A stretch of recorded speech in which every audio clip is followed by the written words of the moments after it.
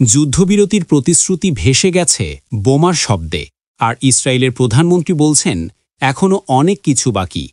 বৃহস্পতিবার দক্ষিণ ইসরায়েলে এক সামরিক অনুষ্ঠানে বেঞ্জামিন নেতানিয়াহু ফের ঘোষণা দিলেন, হামাসকে নিরস্ত্র করা হবে, গাজাকে বেসামরিকীকরণ করা হবে।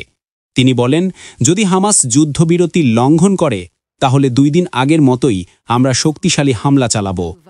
নেতানিয়াহুর কণ্ঠে তখন দৃঢ়তা, চোখে যুদ্ধের সংকেত।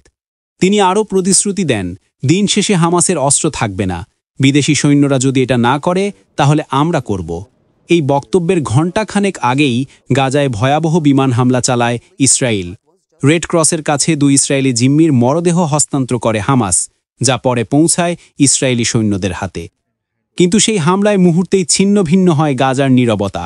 নিহতের সংখ্যা বেড়ে দাঁড়ায় 109, যাদের মধ্যে 46 শিশু। হাসপাতালগুলোতে কান্নার শব্দ, ধ্বংসস্তূপে নিখোঁজদের খোঁজে মরিয়া মানুষ।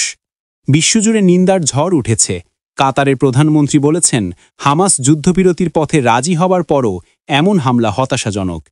ইরান, জাতিসংঘ সবাই গভীর উদ্বেগ জানালেও গাজার আকাশে এখনও যুদ্ধবিমানের গর্জন।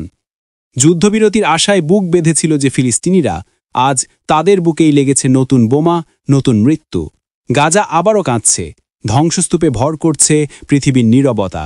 আর ইসরায়েলের বার্তা স্পষ্ট, হামাস থামবে, নয়তো গাজা পুড়বে আরও একবার।